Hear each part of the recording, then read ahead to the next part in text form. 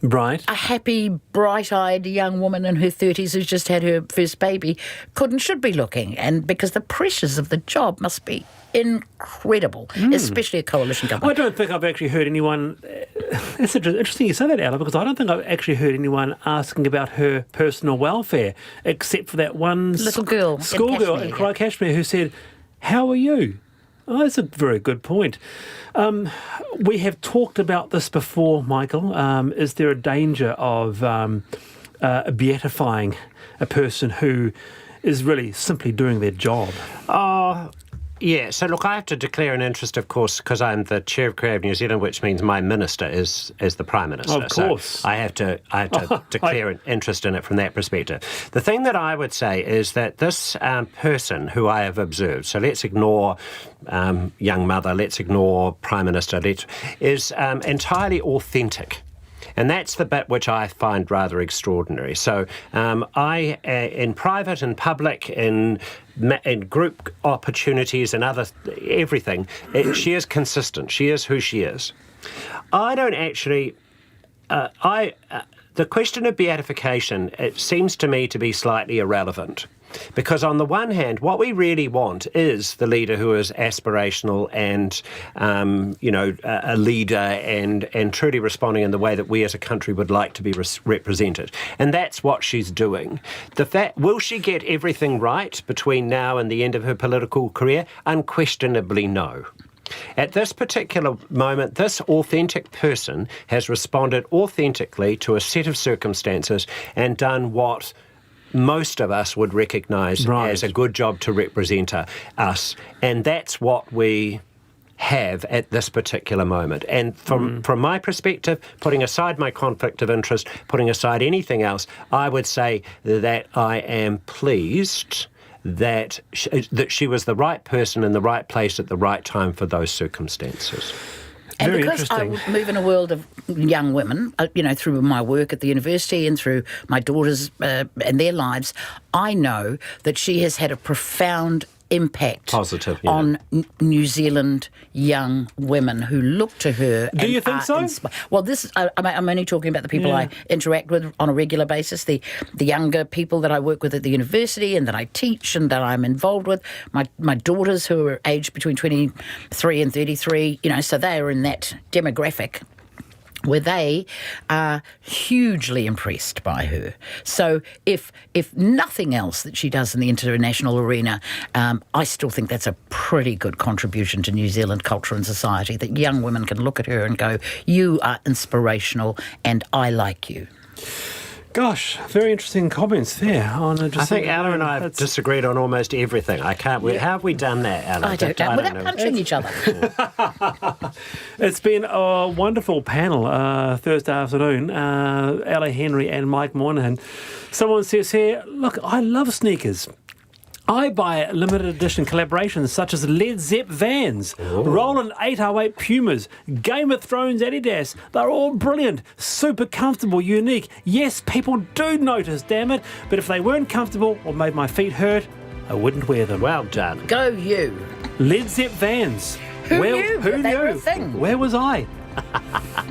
I heard of some Karl Lagerfeld shoes the other day. It's like $800 worth, and they just had a picture of them on the side. Hey, you've been great, both of you. Thank you, my dear. Very, very good. Thank you to Julie Moffat for putting the show together. See you next week.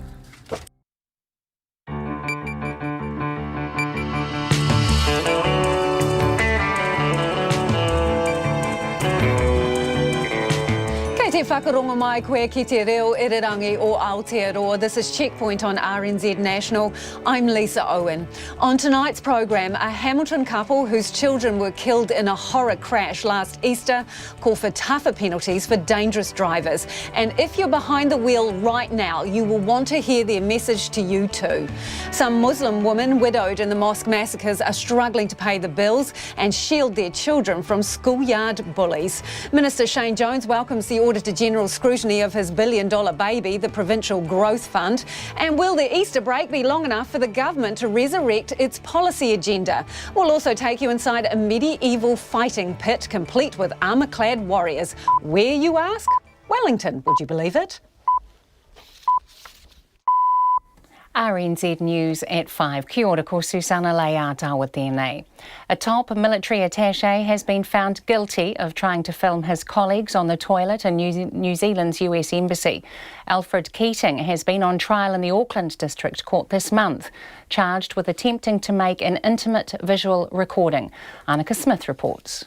Mr Keating was New Zealand's top Defence Force attaché in the United States in 2017, when a hidden camera was found in a bathroom in the New Zealand Embassy in Washington, D.C.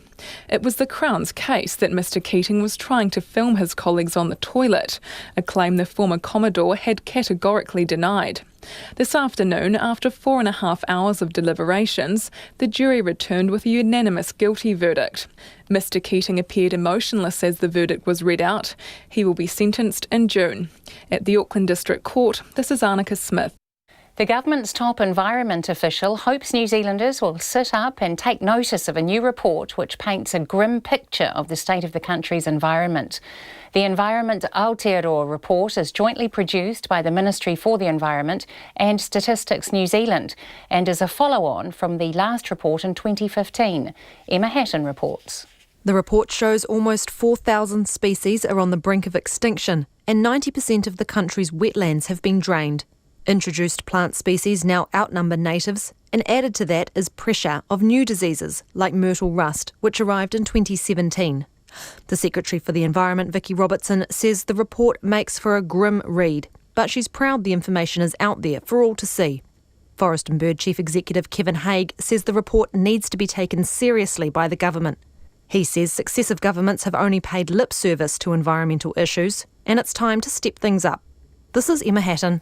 The Finance Minister is rejecting claims that the government won't be able to deliver on its big cost promises without the revenue from a capital gains tax. The government yesterday announced it had abandoned all plans for such a tax after failing to get support from New Zealand First. Some commentators are now questioning whether it will now be able to afford its work programme. But Grant Robertson says the government's spending plans, including this year's budget, had not factored in any revenue from a capital gains tax. And he says the tax working group was specifically asked to investigate revenue neutral options where any money raised could be returned through tax cuts. A whangārei barman is back on the job despite being stabbed in the head during an armed robbery last night in which a shot was fired. The police have arrested a 25-year-old man after two men armed with a shotgun and a screwdriver entered the Tikipunga Tavern about 11 o'clock. Mark Butler was managing the tavern at the time and says the pair jumped the bar and demanded the safe be opened before ripping the till out. Like at the beginning I was like all casual with them when they were demanding anything, and then I was like calling them bro and all this stuff and just being all casual, and then when the one with the gun jumped over, went to go towards my customers, his mate with the screwdriver followed him, and then I grabbed that one, and then security mode came to me because I'm a qualified security guard. Mark Butler says about 6 customers managed to apprehend the man, and while a shot was fired, it didn't hit anyone. The police are appealing for any witnesses to come forward. The police and Dunedin City Council have issued trespass notices to the organisers of a festival celebrating cannabis. The 2-day Harvest Festival was due to begin on Saturday at Woodside Glen, a public reserve near Outram, despite the council identifying it as illegal. The festival, where camping was being encouraged, was expected to include performances by musicians including Tiki Tane and an R18 area for cannabis consumption. Council spokesperson Simon Pickford says about 5 people have been given trespass notices. They've been very good to deal with, so they've now agreed to move off-site. So from a council perspective, we're comfortable. Our main concern was the use of public land for an event that had a charged entry but had no consenting attached to it either. They hadn't really gone through a process of engaging with us, other than they said, can we do it? And we said no. Simon Pickford. Authorities say the organisers are now planning to move to another venue. The queues of Easter traffic continue to grow as people head out of town for the long weekend. Traffic heading north out of Auckland has slowed to a crawl, especially around Puhoi, Warkworth and Wellsford. It's also slow heading south.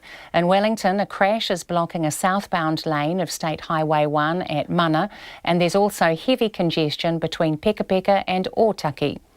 It's 5:04.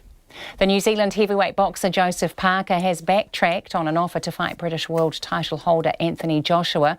Holder of 3 of the 4 major belts, including the WBO title, which he took from Parker, Joshua will need a new opponent for his upcoming fight against American contender Jarrell Miller, who's tested positive for a banned substance.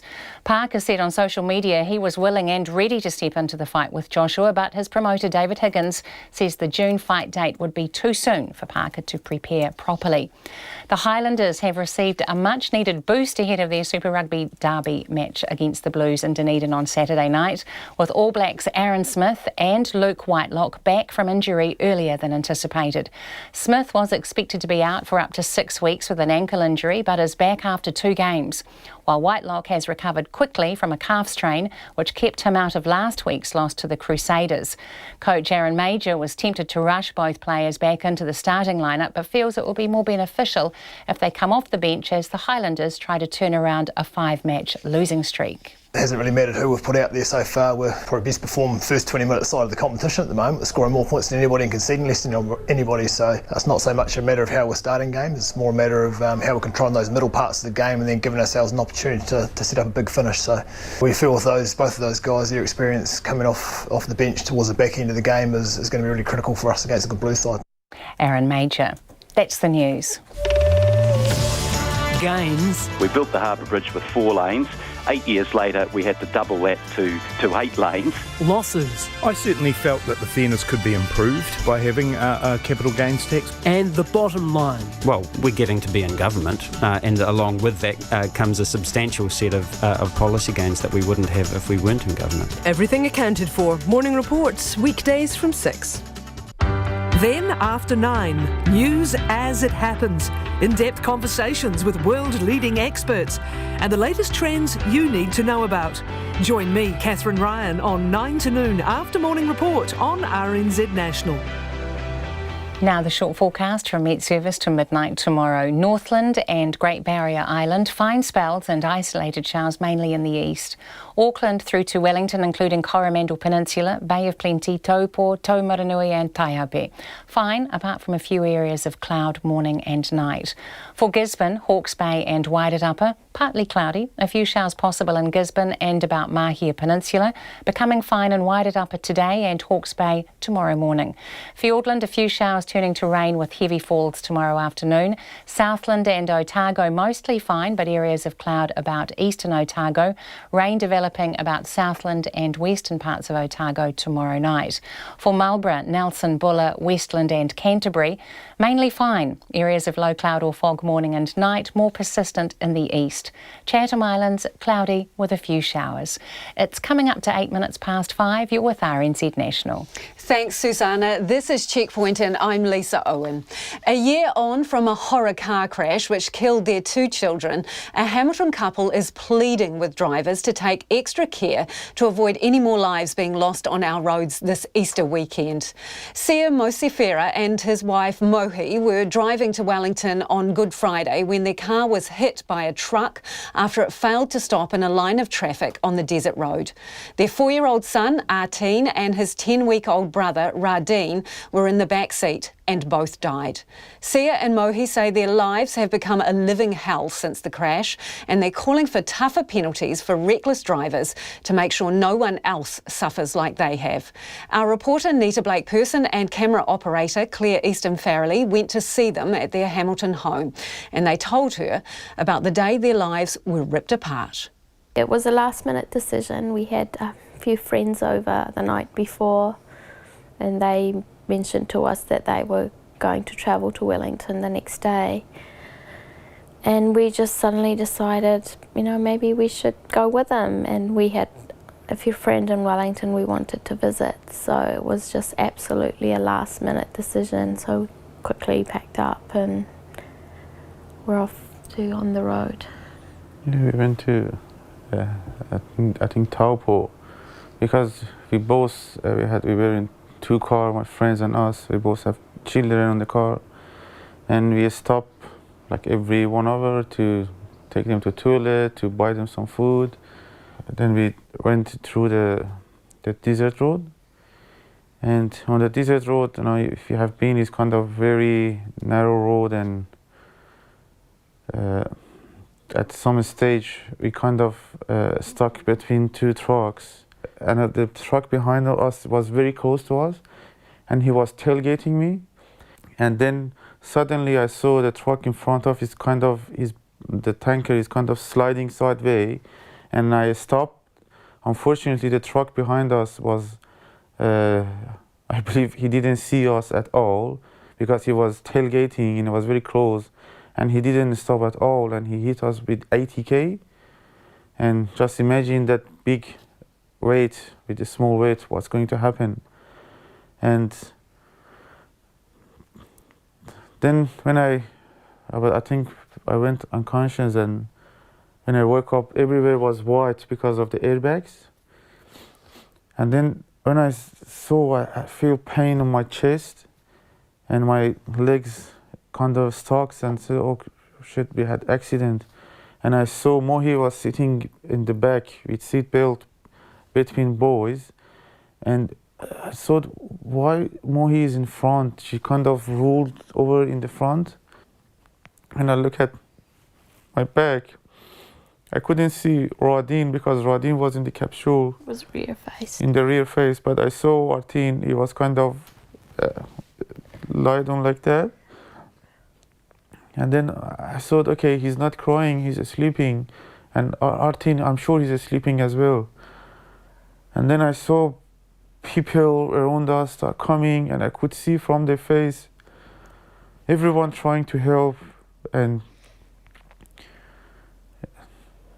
they took us Radin from the car, and then the firefighter and police, they came, and the medical staff, they came, and they kind of cut the car in, they cut the roof, and they take out Mohi from the car, and they take me out from the car,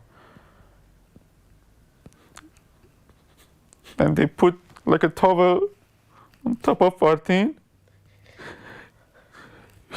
which I know something's happened.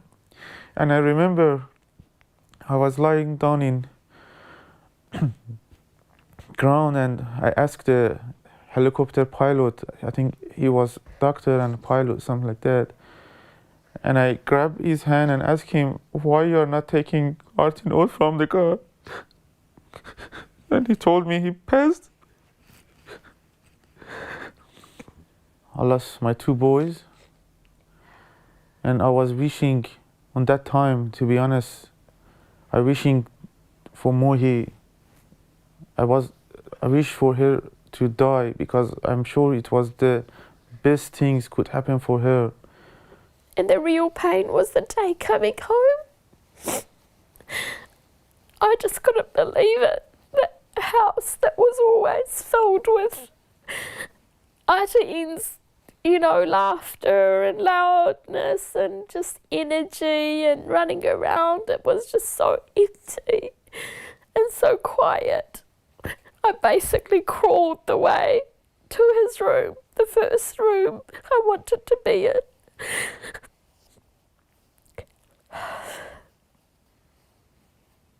I don't know if it was then or it was the nights after that I started to really understand what had happened to us. Because running alongside your recovery and everything you've been through was the judicial process that came as a result of this crash.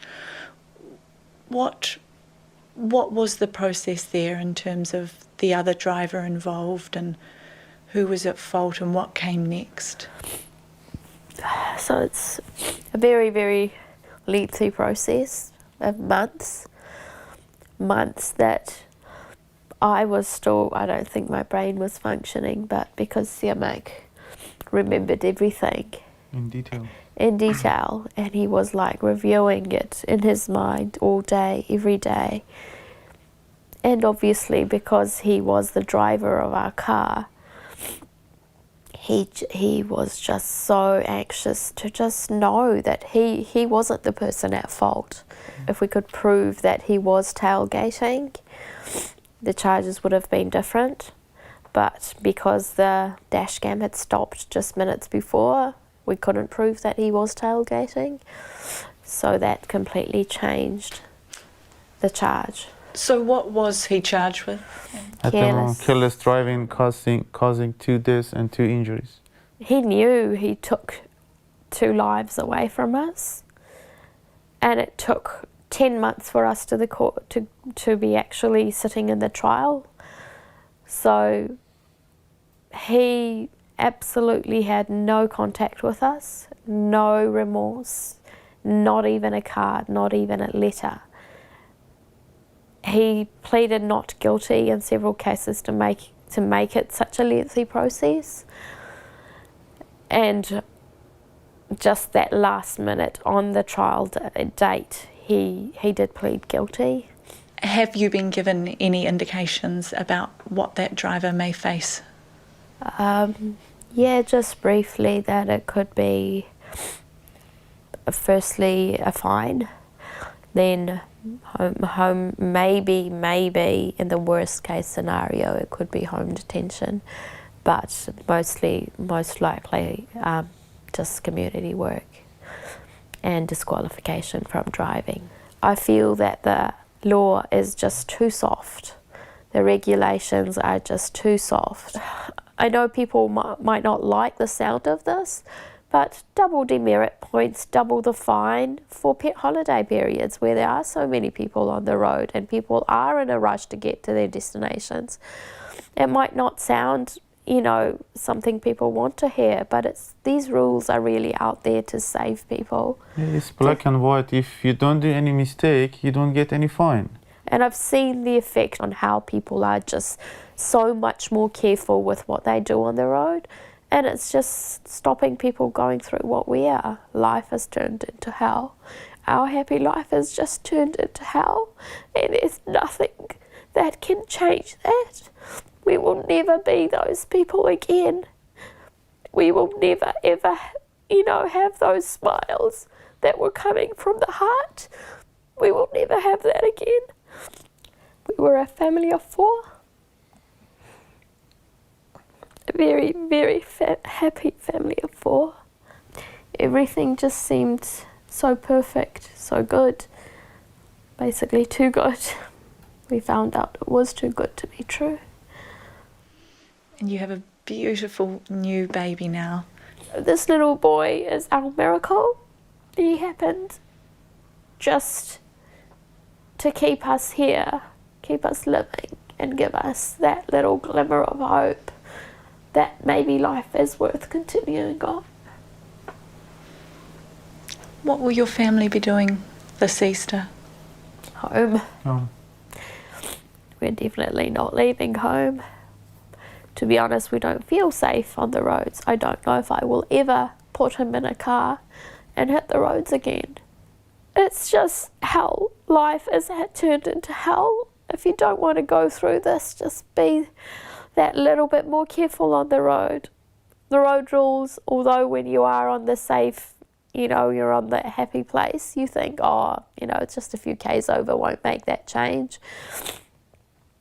But the road rules are out there to save you, to save your family, save your loved ones, to help you get back home in one piece. So just be that little bit more careful. And that was Mohi Sharifi ending that report from Nita Blake Person and camera operator Claire Easton Farrelly. So far, 118 people have been killed on New Zealand roads this year. Last year, 7 people died during the Easter period, which began at 4 o'clock this afternoon and runs until 6 a.m. on Tuesday. It is 18 minutes after 5 and you're with Checkpoint on RNZ National. Let us know your thoughts on anything you hear on the program today. Let us know what's going on if you are on the roads heading away for Easter as well. You can text in on 2101. You can tweet us at Checkpoint RNZ or send us an email, checkpoint@rnz.co.nz.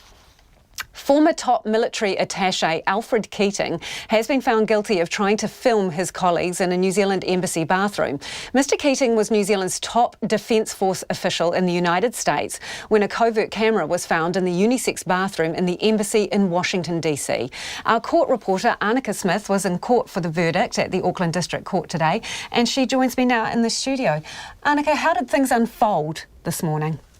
Well, after a 2-week trial and 4.5 hours of deliberations, the jury returned with a unanimous guilty verdict around the middle of this afternoon. Now, Alfred Keating stood emotionless in the dock as the verdict was read out. It was a very brief appearance, and he'll be sentenced in June. Remind us the backstory to this, the case against him. Yeah, so there was no silver bullet in this case. It was the totality of the evidence that secured this conviction. The jury heard a number of different strands of evidence, the first being the DNA. So there was a DNA profile that was found on the SD card, said to be 10,000 million times more likely to be Alfred Keating's than any other random New Zealanders. There was also some evidence about his personal laptop that it had at one point been connected to a brickhouse security camera, although it was never proven that it was the camera found in the bathroom.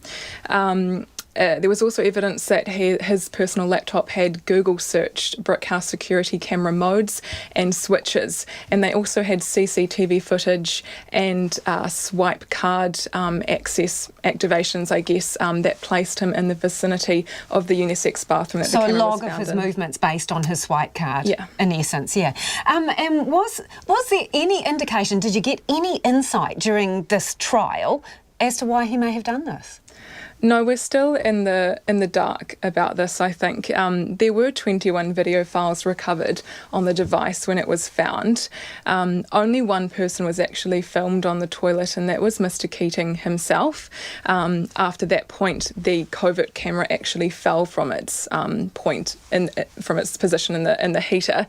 Now, Crown Prosecutor Henry Steele sort of speculated a little bit about this in his closing address, saying that maybe Mr Keating had sat on the toilet to set himself up as the first victim, maybe he just needed to use the bathroom himself, or maybe it was all just part of the thrill, quote unquote.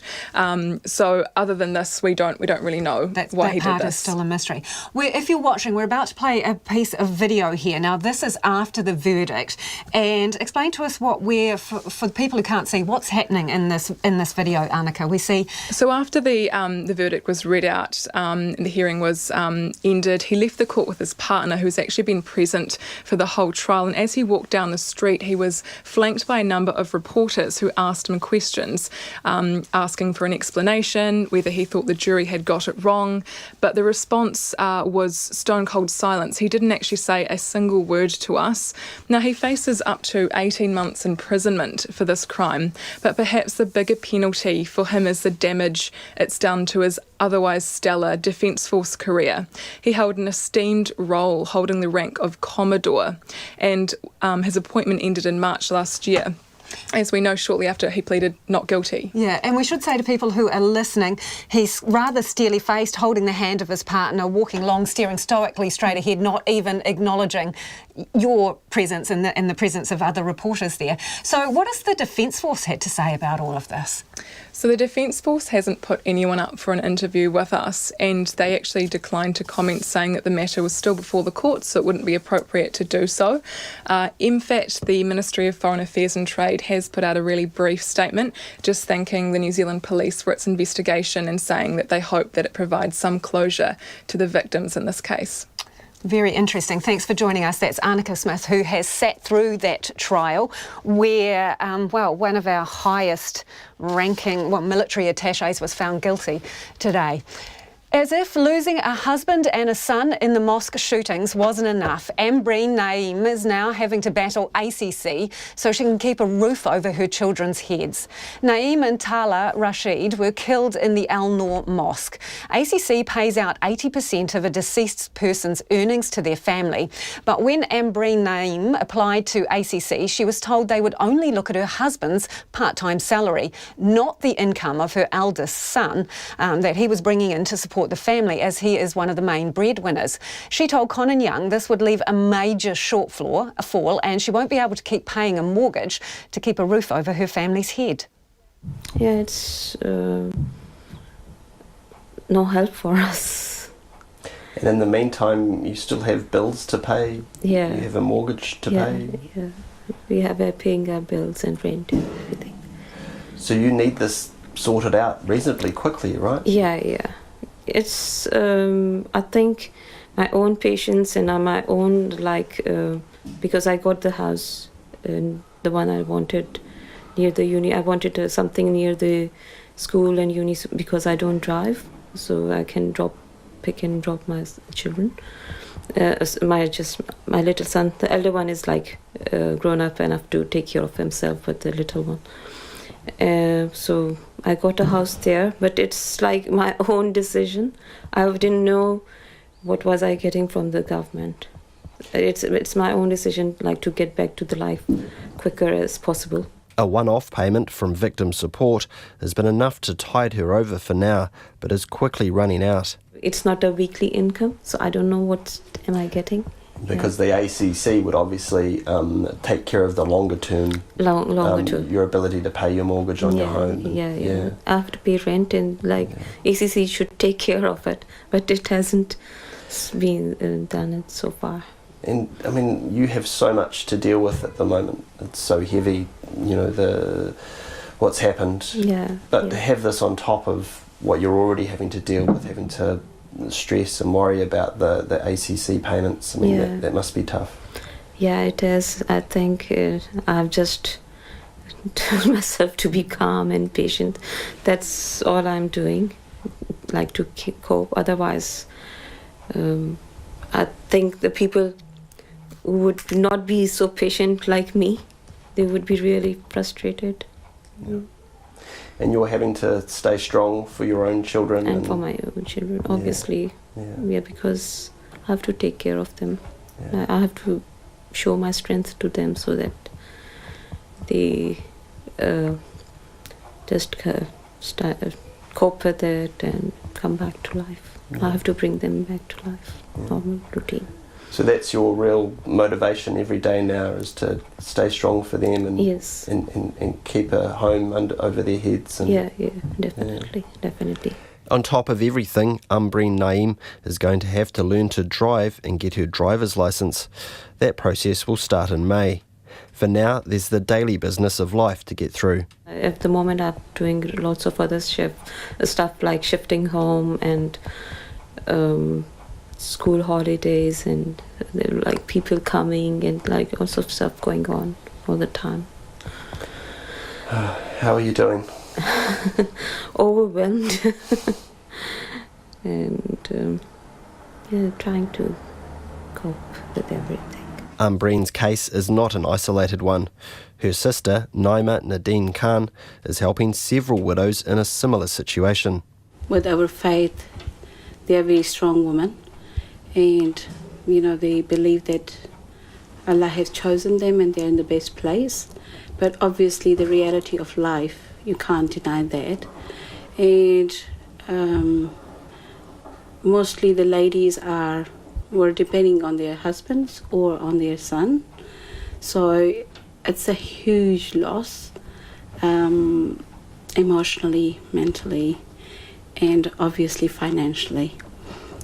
So at the moment the ladies are struggling with finance and looking after their children, supporting them emotionally, and obviously, looking at that what they are going to provide it in coming weeks or months or years. Unbelievably, these widows are not only having to begin the long, hard process of rebuilding their lives, but having to help their children deal with being bullied at school. There was few children who came across with the very, I could say, nasty comments, that you just got it what you deserved because you are the terrorist, you're a Muslim terrorist. So those kind of, things that they are coming across, and you can, imagine. Otherwise, I can't actually Imagine what the mum is going to get through, you know. And some of the children who have lost their older brother, dad and brother, and they are injured. Naima Nadeem Khan wants ACC to change its approach, recognise there are big cultural differences with how Pakistani families operate that it may not be familiar with.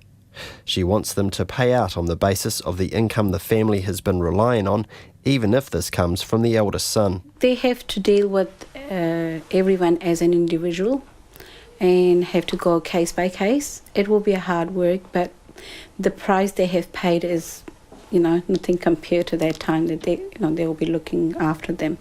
So I think ACC has got a big responsibility on their shoulders, and we'll pray that they will meet everybody's needs, inshallah. Today there was some good news. Ambreen Naeem was told by Victim Support it would be paying another $15,000 into her bank account out of the millions that has been donated to the organisation.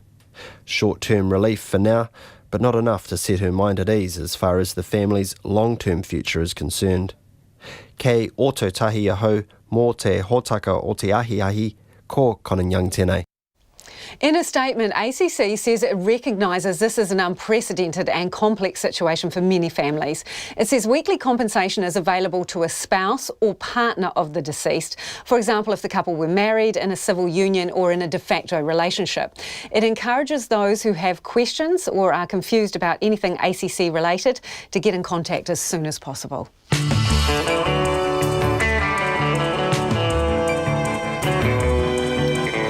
On Checkpoint on RNZ National, celebrations for the Ukrainian owners of a popular Auckland restaurant after they get a visa reprieve. The medieval fighting pit where armour-clad warriors clash twice a week in Wellington. And after 6, Alex Perrottet sits down with Shane Jones to grill him about the Provincial Growth Fund. Do let us know what you think of what you've heard on the program today. Text us 2101. You can tweet us at checkpointrnz or email checkpoint@rnz.co.nz. It's time now, though, for the headlines. A top military attaché showed no emotion as the jury returned a unanimous guilty verdict for attempting to make an intimate visual recording. Alfred Keating has been on trial in the Auckland District Court, charged with trying to film his colleagues on the toilet in New Zealand's embassy in Washington, D.C. He was New Zealand's top defence attaché in the United States in 2017 when a hidden camera was found in a bathroom at the embassy. The government's top environment official, Vicky Robertson, says a new report paints a grim picture of the state of the country, and she hopes people will sit up and take notice. The Environment Aotearoa report shows almost 4,000 species are on the brink of extinction, 90% of wetlands have been drained, and native plants are now outnumbered by introduced species. A woman whose husband and eldest son, Naeem and Talha Rashid, were killed in the mosque shootings last month, is now having to battle ACC over compensation. ACC pays 80% of a deceased person's earnings to their family, but they told Ambreen Naeem they will consider only her husband's part-time salary, not the full-time income her eldest son was bringing in. She says this leaves her with a major shortfall, and she wants ACC to recognise that her son, not her husband, was the family's major breadwinner. A 2-day Dunedin event celebrating cannabis will go ahead despite the organisers being trespassed from the original venue. The 2-day Harvest Festival was to be held at Woodside Glen, a council reserve near the city.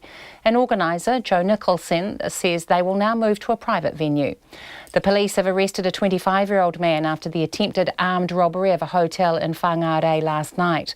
2 men armed with a shotgun and a screwdriver tried to rob the Tikipunga Tavern. The gun was fired once into the ground. Barman Mark Butler says the pair jumped the bar and demanded he open the safe before ripping the till out. Hotel patrons managed to apprehend one man while the other made off. Those are the headlines. Our next news and weather update is at 6. Thanks, Susanna. Let's turn to business news now with Nona Peltier. Nona, companies are dumping some pre-Easter earning downgrades today. What, bearing it ahead of the long weekend, are they? Yes, hopefully we won't be remembering that on Tuesday. Yeah, so tell us what's been going on. Okay, so Tourism Holdings came out this morning and revised down their earnings outlook. They're saying they're going to have a net after-profit tax somewhere between 25 and 28 million compared with 32 million previously. And that's because they're selling a lot fewer camper vans in the United States, which accounts for about a third of their income. Now, I don't know exactly why people aren't traveling in the United States, but they're just not buying RVs. In their camper vans, RVs. Yes, so that's an issue. They're looking at what they can do about that. I guess we'll have to wait and see. They've got till, well, their year end is in June, so things could still turn around for Tourism Holdings. However, the market didn't like it. They dropped more than 17% today, those shares. So, yeah, it was a serious downgrade. Were there other companies that also downgraded? There were. Yeah. Yes, the power companies, Mercury and Genesis, both came back with downgrades today. Now, that follows what we had from Trustpower just about a week or so ago. And both of them are suffering from low rainfall in their hydro lakes. And in the case of Genesis, they had to import some coal for their Huntley Power Station, and that was expensive, so that they downgraded their outlook. And Mercury did the same, also for the same kind of reason, also unexpected low rainfall. And both cases, they also had some trouble hanging on to their customers, more churn.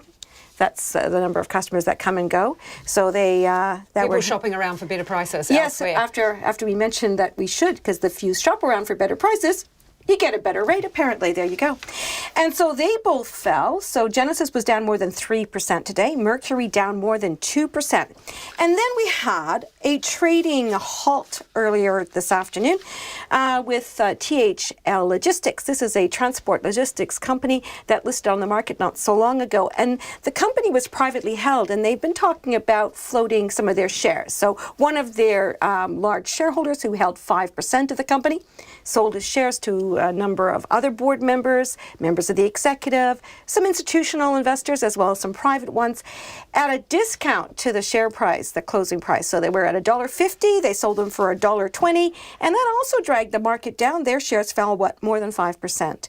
And as a result of that, we did not hit our record high of 10,000 on the NZX. So where did we end up? What happened? We ended up at down nearly 0.25%, 23 points down to 9,960. I guess we'll have to wait for next week to get to 10. 9,960. Oh, that's so right. close. We're so close to just not so there. Far. And our dollar is really about the same as it was earlier this week, 67.2 US cents, 93.5 Australian, and 51.5 pence. And of course, our market's going to be closed on Friday, and it's going to be closed on Monday, and it's also going to be closed next Thursday. So I think we're going to be in for a bit of a quiet time. However, the US markets are open on Monday. We'll find out what happens then. Thanks, Nona. Nona Peltier with Business. The government is rejecting claims as it has put its political agenda in jeopardy by ditching a proposed capital gains tax.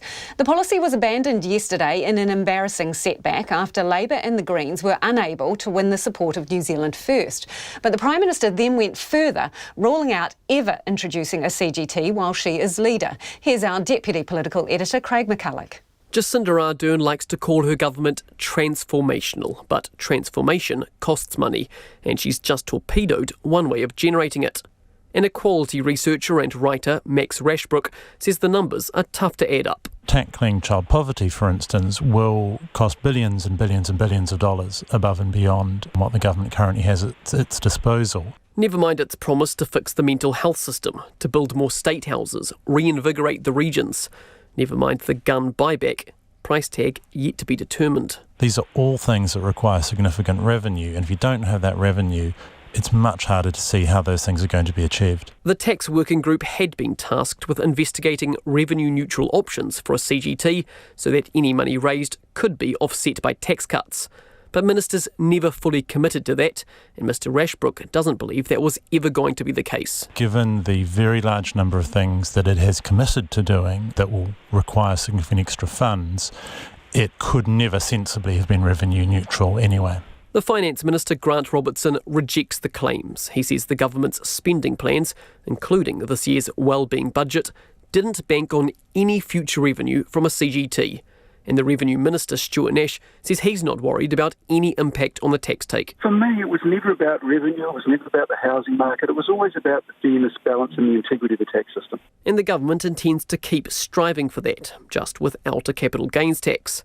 That doesn't address the bigger issue, though, the immense cost of tackling problems like child poverty.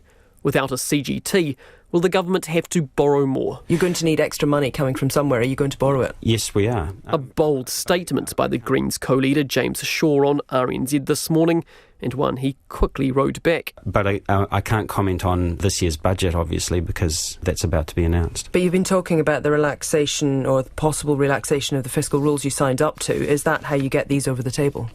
I believe so, yes. So there is going to be extra borrowing? I can't tell you that. Increased borrowing would probably require the government to release its self-imposed shackles, namely the budget responsibility rules, which restrict spending to no more than 30% of GDP. Grant Robertson says he remains committed to managing the books responsibly and prudently. But supporters on the left want to see something in exchange for Labour and the Greens' capitulation on the capital gains tax. And the former Green MP, Sue Bradford, says that could be the loosening of those fiscal constraints. They need to actually shift fast now to do something like get rid of the budget responsibility rules and put money into a major state housing program to show that this is a little setback, this didn't really matter, let's go for what's really important to reduce huge inequality in this country. Whatever the government does do, it will require the support of New Zealand First to do it. And as yesterday proved, that may limit just how transformational it can be. Atu i te whare parimata mō te hōtaka o te ahiahi, ko Craig McCulloch. It sounds like it should be a list of shame. Thousands of New Zealand species are on the brink of extinction. 90% of the country's wetlands are drained, 94% of urban rivers are not swimmable, and native forest, which used to cover 80% of the country, now covers only a quarter. But the Ministry for the Environment is unashamedly proud of the grim picture in the latest Environment Aotearoa report, which is jointly produced with Stats NZ. Emma Hatton has the story. Laying New Zealand's environment bare, the report covers 9 aspects, including biodiversity, climate change, land use and water quality. It follows the first report in 2015. The Secretary for the Environment, Vicky Robertson, says she's proud of the report's honesty because it's an important stocktake for the country. It deliberately focuses on our biggest challenges. It's like going to the doctor and having a health check. The doctor doesn't usually say, you're all good, where you go. They say, here we go, here's some things you should be doing because they're going to be issues for you shortly. So the report is by its nature quite negative. At least 75 animal and plant species have become extinct since humans arrived in New Zealand, most of which are birds. Almost 4,000 more native species are on the brink of being lost. Forest and Bird Chief Executive Kevin Haig says the report is proof New Zealand is in the midst of a catastrophe. He says less than half of 1% of the government's budget is spent on conservation. And while last year the sector did get a boost, it's far from what's needed. That, in real terms, just restored it to the level of funding that existed in 2008. And compared to the scale of the crisis that exists, it's hard to escape the conclusion that what we're putting money into in conservation is not exactly a token gesture, but it's far short of what is required. He says the government needs to step up, but isn't convinced it will. Yesterday, for example, a pretty negative response from government to the recommendations on eco-taxes from the tax working group. Government is saying to one of the tools that it could potentially have used to help change that state of the environment, no thank you. The report also points out the woeful pollution levels of waterways. 94% of the river lengths in urban areas are not swimmable, that figure 82% for rural river lengths. The Ministry's principal scientist, Chris Dorney, says clean water is vital to the country's economy. It underpins our economy, it underpins our cultural identity, who we are as New Zealanders, and fresh water is a major part of that. So I'm pleased that the report shows the state of fresh water across the nation, how it varies from place to place and over time, because understanding that is the first step to giving it more value. The way New Zealanders are using land is having a detrimental effect on the environment, with pasture covering more land than anything else. Between 1996 and 2012, more than 70,000 hectares of native vegetation was converted to pasture, forestry and urban areas. But Vicky Robertson says the lack of data on land use is worrying. For a country that is so reliant on both our connection to land as people and our prosperity, I am still struck by the lack of data on how do we use our land. So we've got land cover data, but we don't have land use data. If you were running us as a business, as a country, you probably would want to know. The report does not have the scope to make recommendations or prioritise a particular area.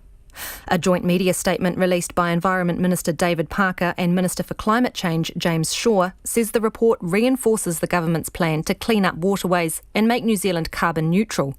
Mr Parker says this year is critical for the government in terms of making changes that would go some way to addressing the stark reality that this report has made clear. For Checkpoint, Emma Hatton. The death toll from a bus crash on the Portuguese island of Madeira has now risen to at least 29. The bus plunged off a road and overturned just outside the island's capital, Funchal. There were about 50 people on board the bus, but it's feared pedestrians may be among the dead. The clinical director of the hospital where victims were taken says 2 are Portuguese and the rest are foreign, but no children are involved. The BBC's Ben Ando has the latest. The coach, which was carrying German holidaymakers, came to rest on its side after apparently coming off the road on a tight curve and rolling down the mountain. Exactly how it happened isn't clear. The bus is badly damaged, with most of its windows broken. It seems many of the victims were thrown onto the ground in the crash. Local people quickly gathered, some assisting the emergency services as they helped injured survivors get clear of the wreckage. 55 people were on board the bus when it crashed in the early evening in the city of Caniço, east of the island's capital, Funchal. Madeira is one of a small group of islands off the coast of North Africa that are part of the Republic of Portugal. It's a popular destination for those seeking early season sun.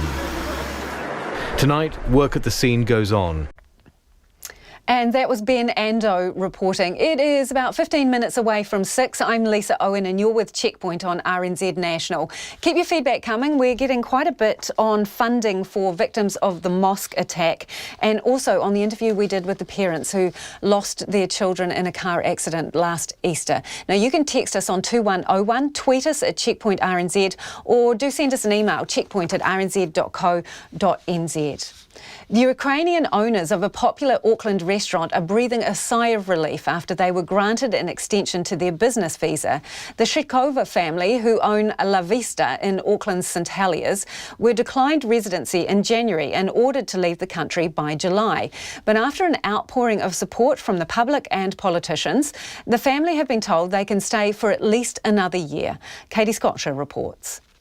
Natalia Shetkova and her family moved to New Zealand from Ukraine 6 years ago on a long-term business visa with plans to develop a large restaurant. The visa required a detailed plan and specific targets. It must be worth at least $500,000, turn a profit and employ at least 3 full-time staff. But the family was forced to purchase a more expensive restaurant after the one they had their eye on sold before they arrived. Immigration New Zealand were notified about the changes and said a new plan wasn't required. The family were later declined residency, told to sell their business and to leave the country by July. Natalia says it was an extremely unsettling time. It was so frustrating when you every day you don't know what happens next day, and so many times I was promising myself that okay, if nothing happens today, tomorrow I will start making preparation to leave. The family have been anxiously awaiting a response from the Associate Immigration Minister, Chris Farfoy, after they asked him to reconsider. Yesterday, he granted them another 12 months to apply for residency. Yesterday morning, we were very upset and we didn't know what to do then. And afternoon changed everything, and we were so happy to get this news. And it's the first night. Everybody in my family, we were sleeping properly. There was a steady stream of people visiting La Vista this morning. Some were grabbing their morning coffee, while others were visiting to congratulate the family. I got so many letters and so many messages, and people come in personally to congratulate us and to say how they're happy for us. Natalia's stepdaughter described the news as a huge relief, but she says it's not the end of their story.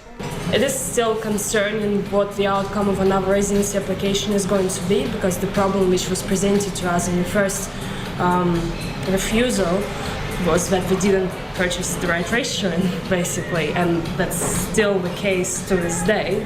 So it is still a little bit concerning what the future holds to us. Daria is a resident, as her partner is a New Zealander.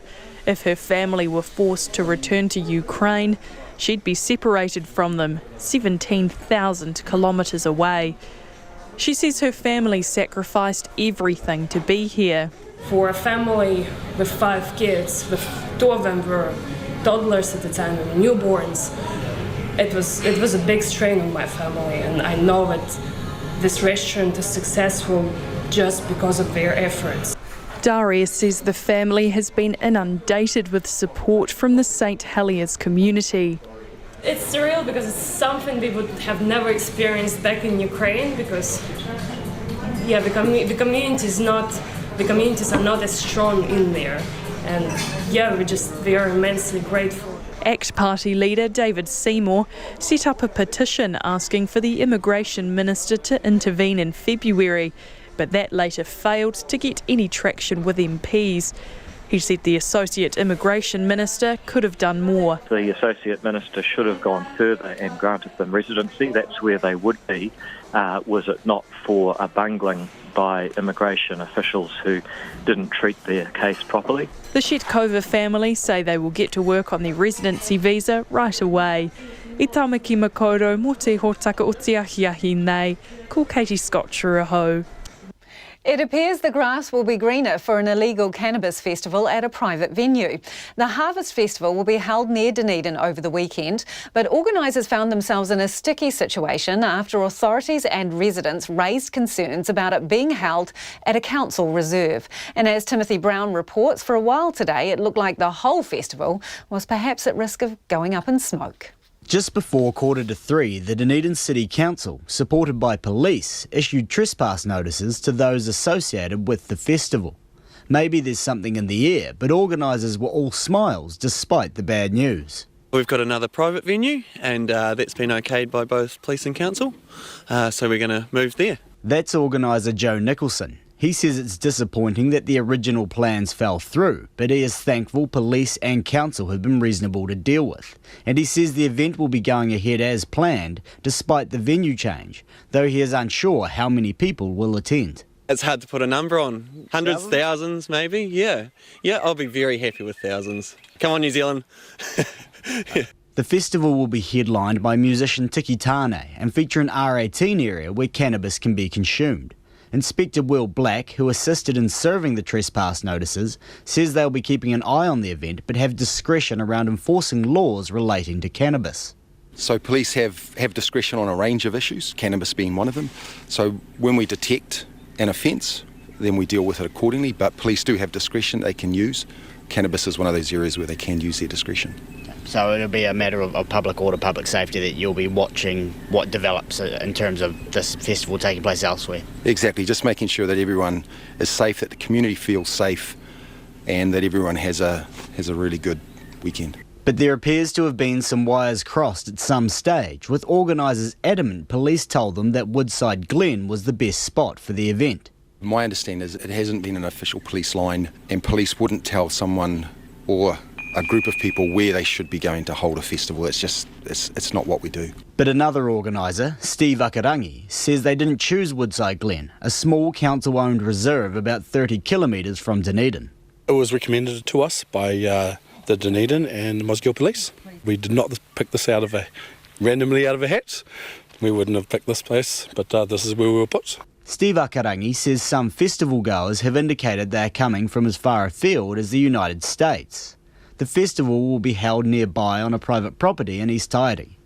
Simon Pickford from the Dunedin City Council says that's not council business. As long as it's not on public land, council has no real concern other than maybe any noise issues that might arise. So we'll obviously be monitoring that, and the police will be monitoring any other issues that might come up over the weekend. He says the group have been told several times they could not host the event on council land. They've been very good to deal with, so they've now agreed to move off-site. So from a council perspective, we're comfortable. Our main concern was the use of public land for an event that had a charged entry but had no consenting attached to it either. They hadn't really gone through a process of engaging with us, other than they said, can we do it? And we said no. They even received a letter from the council's chief executive, Sue Bidrose. We have a pretty standard process where we don't let people rent council-owned facilities that are owned by the ratepayers, specifically for the purpose of encouraging illegal activity, whatever that activity might be. And we have been absolutely consistent about that the whole way through. Dr Bidrose says regardless of the council's moral stance, Woodside Glen was never an appropriate venue. In Dunedin, for Checkpoint, Timothy Brown. King Arthur and his Knights of the Round Table might be a myth, but hidden away on the streets of Wellington, surrounded by 100-year-old houses, is a medieval fighting pit where a handful of armour-clad warriors clash twice a week. And now one woman in the Filag Club is taking her pole axe all the way to Serbia and the Ukraine. Our reporter Mariana Johnson went along to see one of her training sessions. It's like a scene straight out of Game of Thrones. Underneath 35 kgs of steel armour, Dana Bergen-Wyman is preparing to take on the world's best medieval fighters.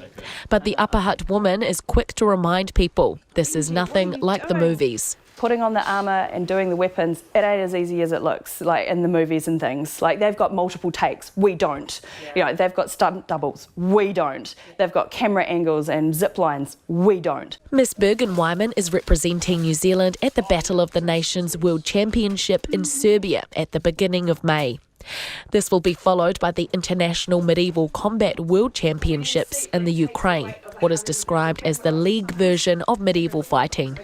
Getting prepared starts with the armour and weapons. With armour, everything's bespoke, and now with my weapons, that is bespoke as well. So I get them made for me. And being a woman, my hands are smaller than the chaps. So when they can go off and buy things, for me, the diameter is just not quite right, and I find things slip out of my grasp. Her well-loved kit, which has been patched and stitched together in places, is going to be replaced by a new suit of armour that's ready to be picked up in the Ukraine.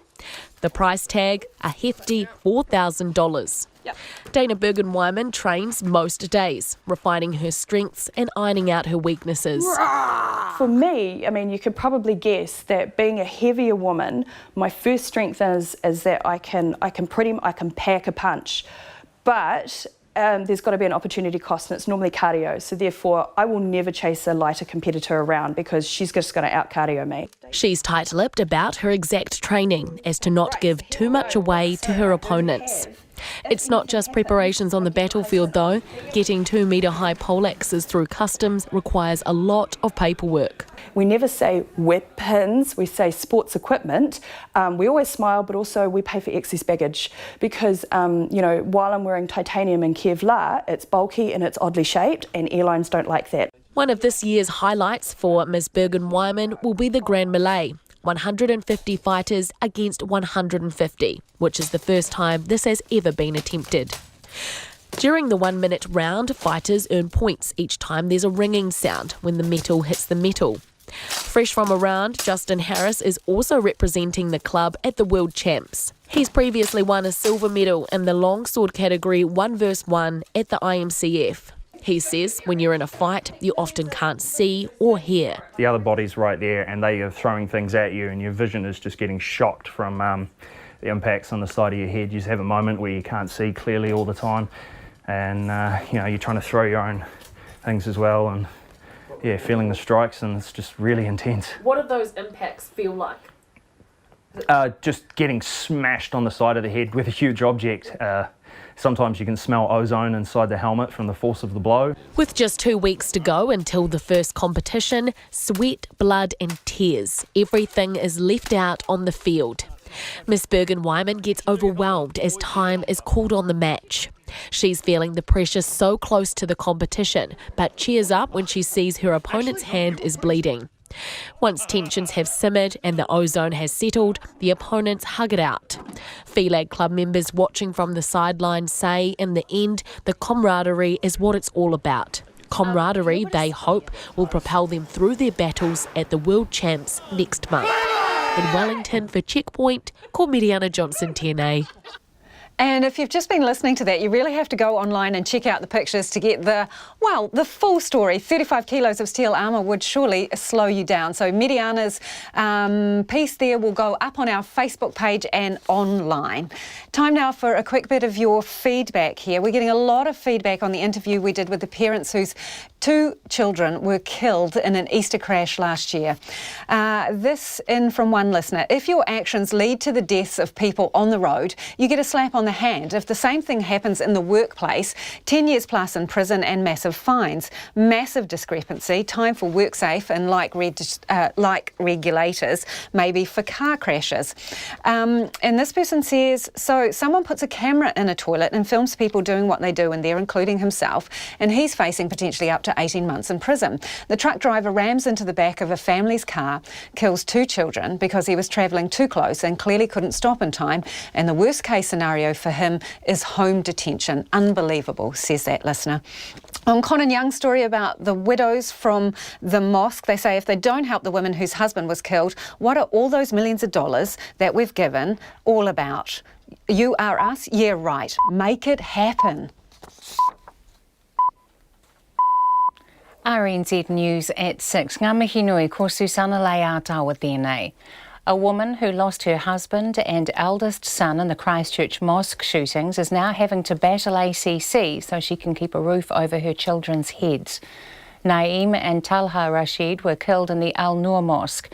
ACC pays out 80% of a deceased person's earnings to their family. But when Ambreen Naeem applied, she was told ACC would only consider her husband's part-time salary and not the full-time income her eldest son was bringing in. She says this has left her with a major financial shortfall, and she wants ACC to recognise that her son was the family's major breadwinner. I've just told myself to be calm and patient. That's all I'm doing to cope. Otherwise, I think the people would not be so patient like me. They would be really frustrated. Ambreen Naeem. ACC says weekly compensation is only available to a spouse or partner of the deceased. The top military attaché, Alfred Keating, showed no emotion when he was found guilty in the Auckland District Court of trying to make an intimate visual recording of his colleagues in New Zealand's US Embassy. The 59-year-old was New Zealand's top Defence Force official in the US in 2017, when a hidden camera was found in a unisex bathroom in the embassy in Washington, DC. The Crown said Keating was trying to film his colleagues on the toilet, which he categorically denied. After 4.5 hours of deliberations, the jury this afternoon returned a unanimous guilty verdict. He will be sentenced in June. All 3 upcoming graduation processions for Auckland University students have been cancelled due to concerns about safety after the Christchurch terror attacks. It follows similar moves by Unitec and Canterbury University. Auckland University Vice-Chancellor Stuart McCutcheon says university officials met with the police today to talk about security. He says while they didn't offer any formal advice on cancelling the processions, which go from the university and down Queen Street to Aotea Square, they did bring up the risk of copycat terrorist events. A researcher says the government may struggle to deliver on all its promises, having abandoned plans for a capital gains tax. The Prime Minister Jacinda Ardern yesterday announced the coalition could not reach consensus on the tax and ruled out ever introducing one while she is leader. But Max Rashbrook, a researcher on economic inequality, says such a tax could have raised billions of dollars and ditching it may have put Ms Ardern's agenda at risk. Tackling child poverty, for instance, will cost billions and billions and billions of dollars above and beyond what the government currently has at its disposal.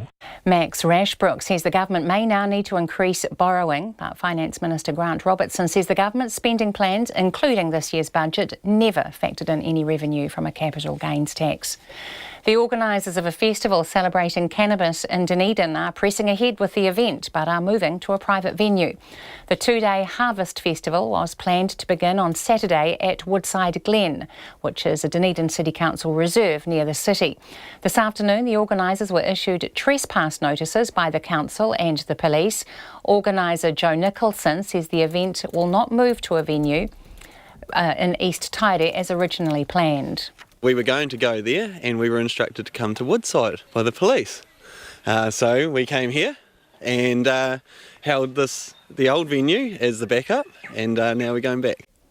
Joe Nicholson says the festival will have an R18 area for cannabis consumption. A Ukrainian family told to leave the country by July has been given a one-year reprieve after a government intervention.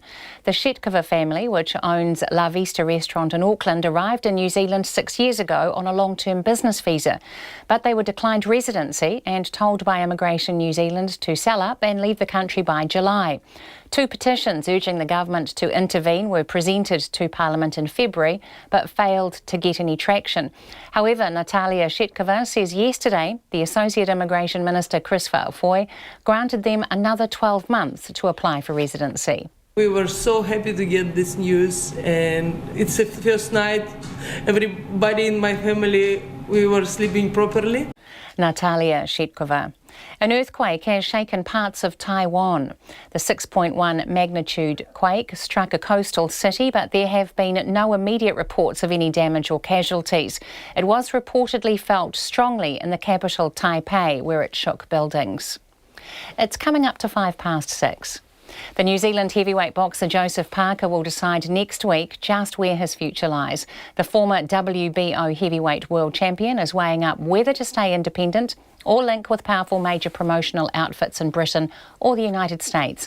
His promoter David Higgins wouldn't reveal which way Parker is leaning, but says a call should be made within a week.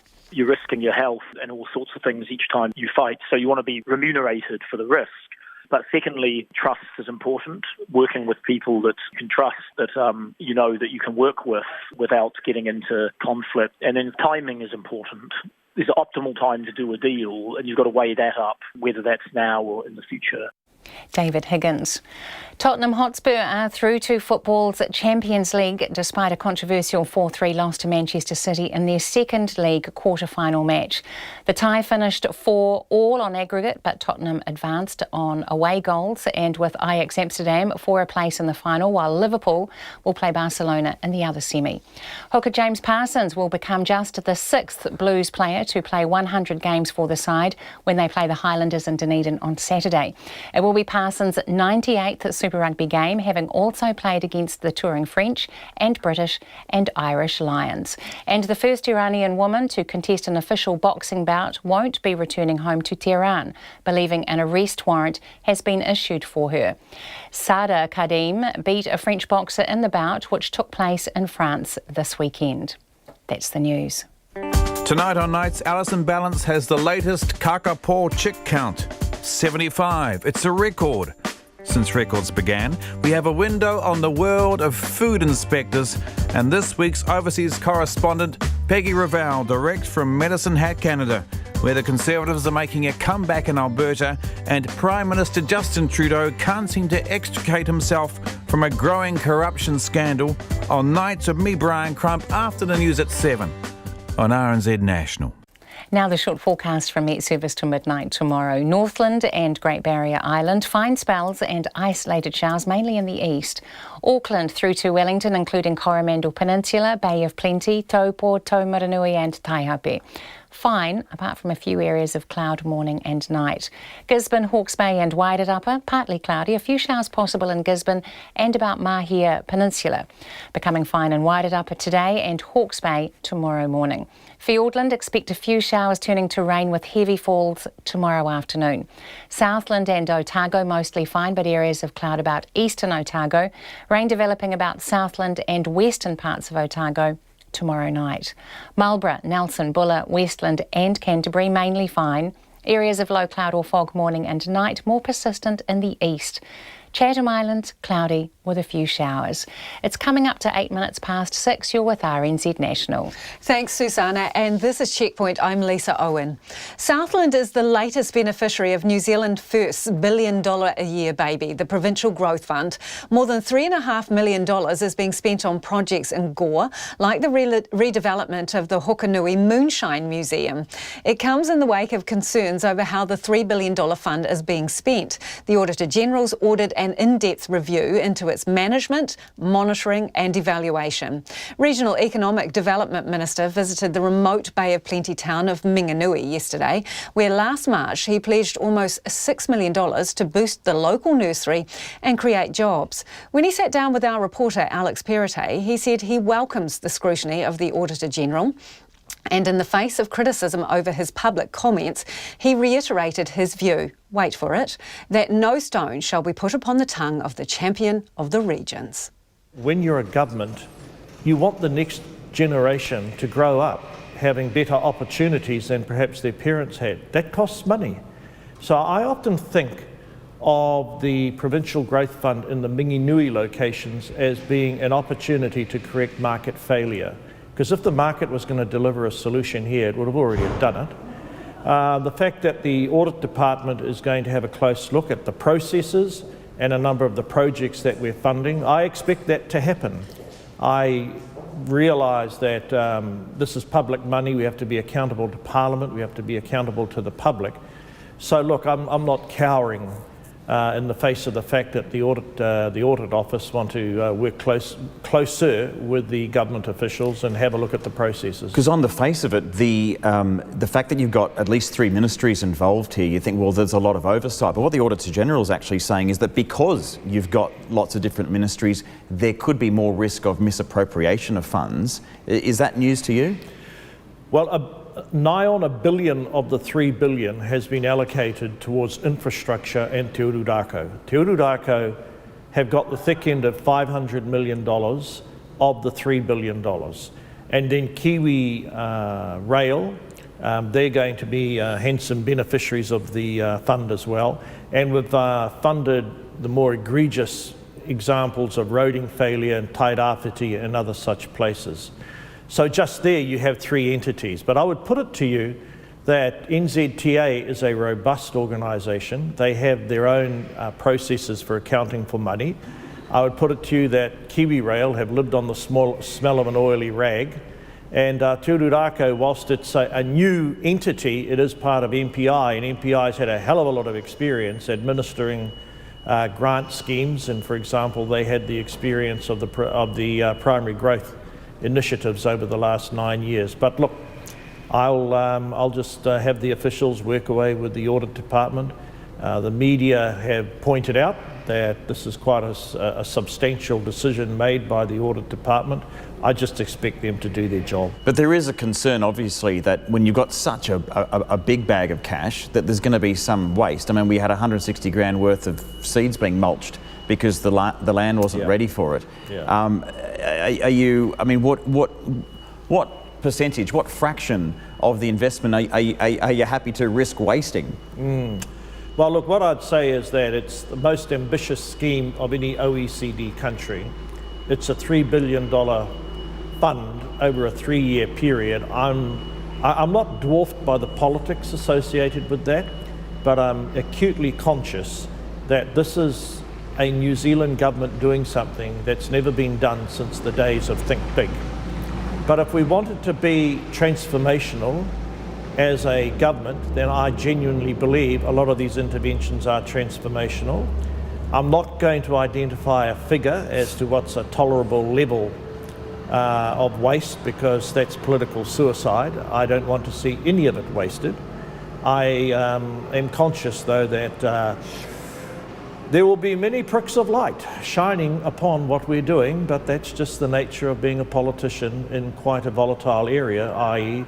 the allocation into projects of $3 billion. When you are out in the regions, such as when you're in Northland and you're talking to a group of people that include your ne'er-do-well nefs and you're trying to get them off the couch, you, like your own leader of your political party, use your words with intention. You know, you're known as the minister who speaks in, I suppose, Shakespearean platitudes and biblical proverbs. It's, in a certain sense, it reeks of rehearsal sometimes, in that you've thought of these things before you say it. When you're up north, you talk about locals getting jobs rather than, and you singled out Filipino Catholic migrants. You intentionally did that. Why? Well, I'm very disappointed that the heavy freight industry have not trained and developed our own people. I genuinely am. I come from a time where lots of families, their sons and daughters, they made a good living working in those industries. And a lot of the talent from that industry has disappeared to Australia. We can't match the salaries. So I do worry immensely as a Kiwi that we're so reliant, for example, in dairy and the heavy freight industry, we're so reliant on migrant labour. But you're trying to talk to your people to get them into those positions, which is a wonderful sentiment. But is it ever right to single out a single race, a single religion, in order to lift someone else? Is that acceptable in politics and society? Well, I think we're dealing. Look, we're in a period of time where someone like me, when I speak in an earthy fashion, and I don't seem to be using my verbal skills to distribute the milk of human kindness, that somehow I'm being nasty, or somehow that I'm stigmatising a group. I never ever encounter that view in the North. It's just Shane Jones, not so much telling it the way it is, talking as he ordinarily does. You could tape me secretly and there's not a racist bone in my body. But I am incredibly disappointed that the way in which the economy has evolved, and maybe it's too late to change, I'm not sure, that we don't even have our own people doing these jobs. They can't even pass a drug test. They can't even pass an alcohol-free test to do these jobs. And as a Māori, that enrages me. So no apologies. Look, I'm the first one to say from time to time my language is injudicious. And at no time did I ever want to offend a believer of the Catholic Church. I don't like people criticising my Anglican Church. And it's disappointing, and I'd be disappointed in myself if those words were construed as the vocab of a fascist. There's nothing fascist about me at all. I'm just a robust, earthy, slightly injudicious politician. Minister Shane Jones there speaking to Alex Perrottet. Again, there is video with that story, so if you're just listening in while you're driving along or heading home, do check it out on our website or on Facebook. It's worth another watch. Questions are being raised about a proposed $55 million bill to upgrade the earthquake-prone Yarrow Stadium in New Plymouth. Community sports organisations are fuming over figures revealing the base cost of the repair to be $36 million, with $19 million set aside for enhancements that would primarily benefit elite rugby. Our Taranaki Wanganui reporter Robin Martin went to New Plymouth's only synthetic hockey turf to check out the reaction. The covered stands at Yarrow, the home of Taranaki rugby, have been off limits since June last year after being declared an earthquake risk. The Taranaki Regional Council, which owns Yarrow via the Taranaki Stadium Trust, is consulting on 8 options for the arena. They range from demolishing it and sowing grass banks for $6 million to building a state-of-the-art covered facility for $217 million. Its preferred option is a $55 million repair with enhancements, but in its consultation document, those upgrades are not priced. Hockey enthusiast and Taranaki Synthetic Turf Trust member Hugh Barnes is in favour of repairing the stadium, but says the consultation process, which ends next Tuesday, has not been transparent. We've had to really squeeze the lemon to get the information that I think as ratepayers we needed to be able to make a proper decision about which option we were going to support. And so we're asking the question, why wasn't the $36 million put up as an option for us as ratepayers to make a decision about? Mr Barnes says many of the upgrades listed in the consultation document are already budgeted for. When you look at the asset management plan for the stadium, quite a few of those enhancements are already in there and have been budgeted for out of the current rate take. So as a ratepayer, I'm questioning why is that the case? And why are those enhancements still actually in there and to come under the proposed new rate take? Mr Barnes says replacing the lights for $2.4 million, for example, appeared to be a case of double dipping. He also questioned why a new $2.5 million standalone gym and admin block for rugby was included in the stadium repair bill. Mr Barnes says meanwhile hockey, football, netball and basketball are all screaming out for new facilities.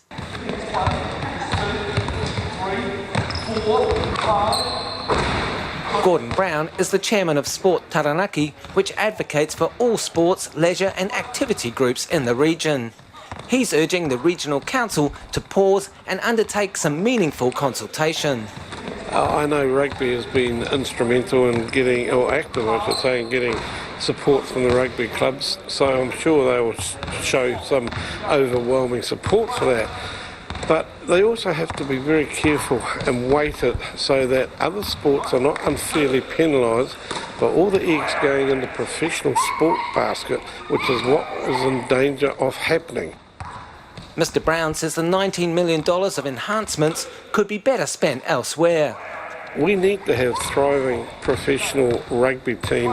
That's part of Taranaki, it's part of who we are. But it shouldn't be at the cost of the community and all the other sports and leisure activities who are crying out for increased facilities. You take 20 million out of the pot and what's their chance of getting what they want or anything near that?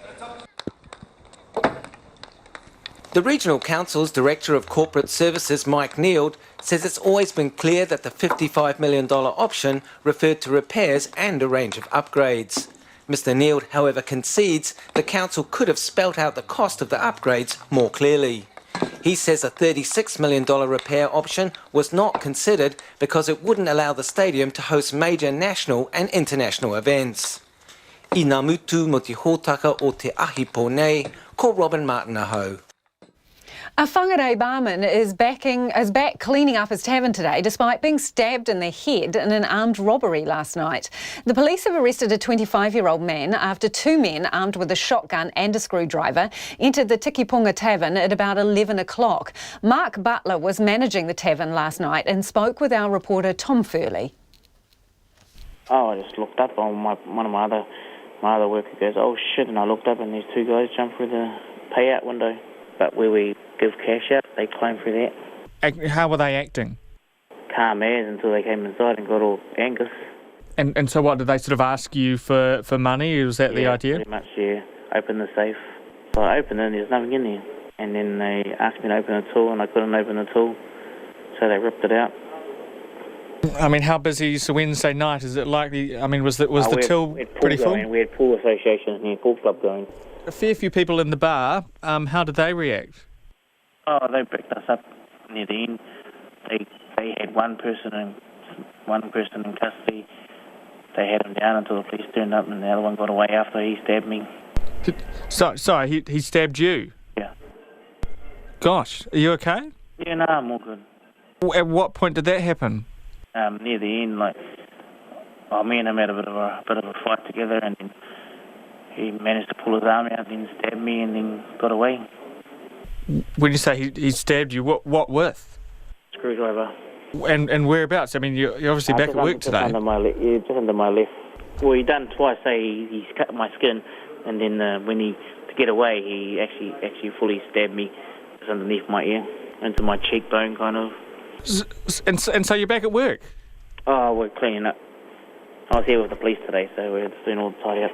So did you need to go to hospital, get that all looked at? Yeah, they got it all checked and stuff like that. Right, and it was all okay? Didn't need any stitches or anything like that? No, I didn't need any stitches. Pretty scary situation, and yeah, I'm still shocked at the moment. Like at the beginning, I was like all casual with them when they were demanding anything, and then I was like calling them bro and all that stuff, and just being all casual, and then when the one with the gun jumped over, went to go towards my customers, his mate with the screwdriver followed him, and then I grabbed that one, and then security mode came to me because I'm a qualified security guard. So security mode came to me, and then there was me in there stopping the other fellow to go help his mate.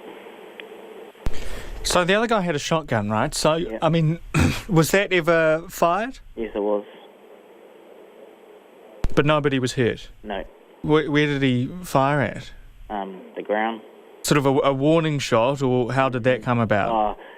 My customers had him and he was just trying to get around to try and shoot someone, but he couldn't. I had like 6 customers on him. What's your message for the guy still out there? Watch your back. And that is Mark Butler, the whangarei barman who was at work last night when two armed men entered the Tikipunga Tavern. When it comes to cutting-edge research, this story could offer new ways to study brain disorders. Scientists have managed to partially revive pigs' brains 4 hours after they were removed from the pigs' bodies. The research at Yale University may raise ethical questions about what it means to be alive and conscious, as the BBC's medical correspondent Fergus Walsh explains. The brain is the most complex organ in the body.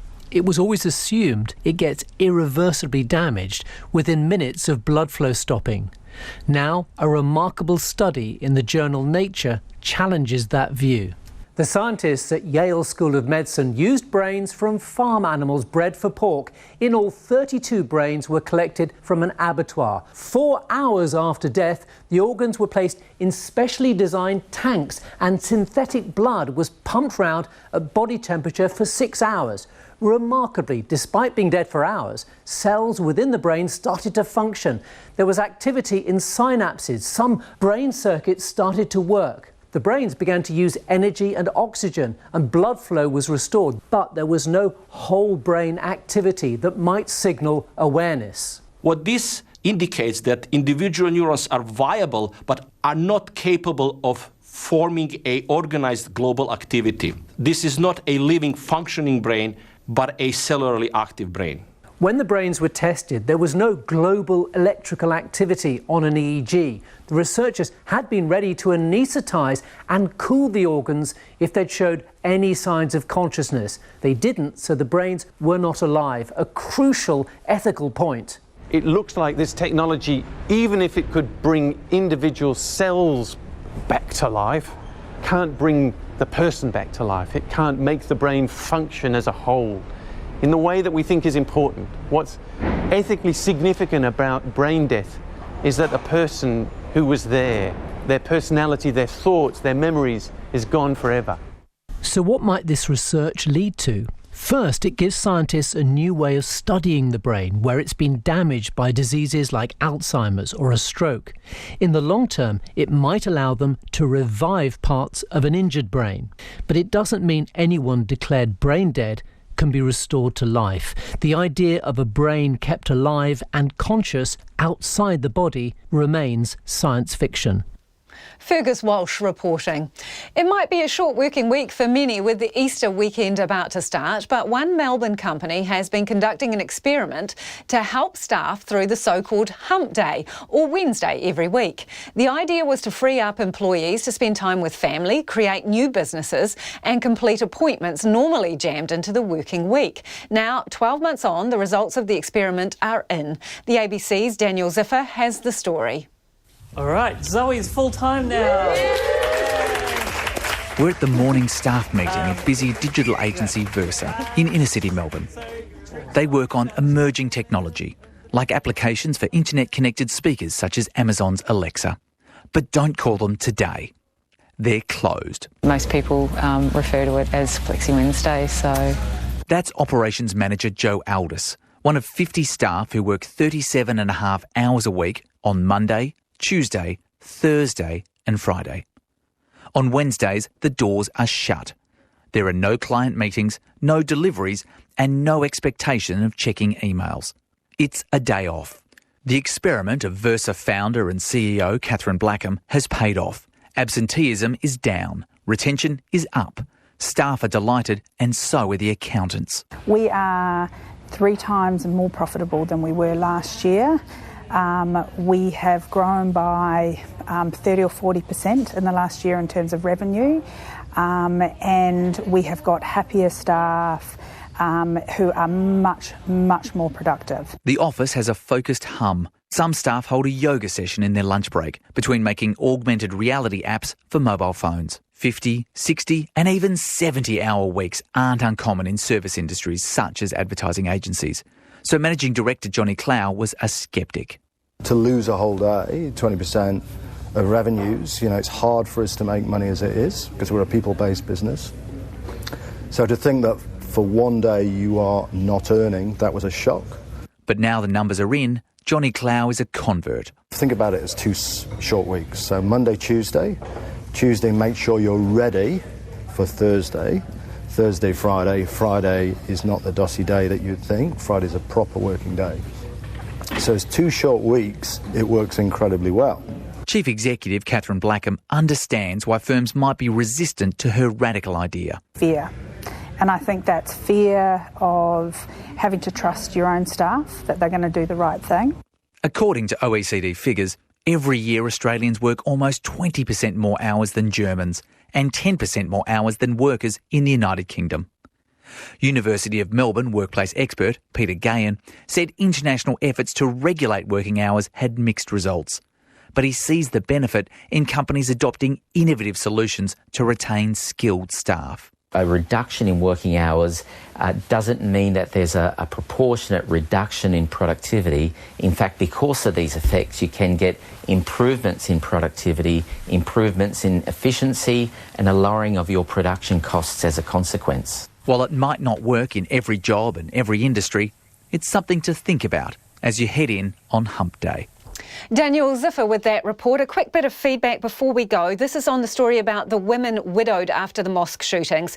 Surely with millions in the Victim Support Fund, widows of the terror attacks could receive enough money to buy the houses they live in. That from Cara in Wellington. This texter says, so disgusting that bureaucrats are, bad word, effing up yet again when it comes to the victims of the mosque shooting. Have we learnt nothing from the earthquakes? And this person says, why is this lady and others not able to access money raised to pay their mortgages off completely? The other one says, our PM lauded with compassion and promises of care, and these women's going through unimaginable challenges with no money. Thank you for joining us this evening. Don't forget to check out our stories online or on Facebook. If you're having a long weekend, enjoy and stay safe. Let's talk again on Tuesday.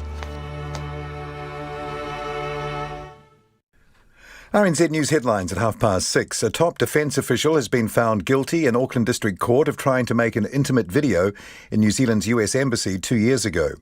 A woman whose husband and son were killed in the Christchurch mosque shootings is having to battle ACC for adequate compensation.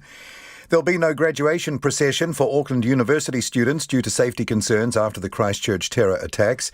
An Auckland honey company has pleaded guilty to secretly adding a substance to manuka honey to make it more valuable. And the government has intervened to give a 1-year reprieve to a Ukrainian family who had been told to leave by July. Those are the headlines. Our next news is at 7.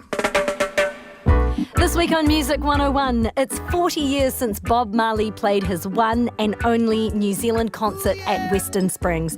We look back at the impact of that historic show. Tate Prize winner Avondale Bowling Club's Tom Scott is our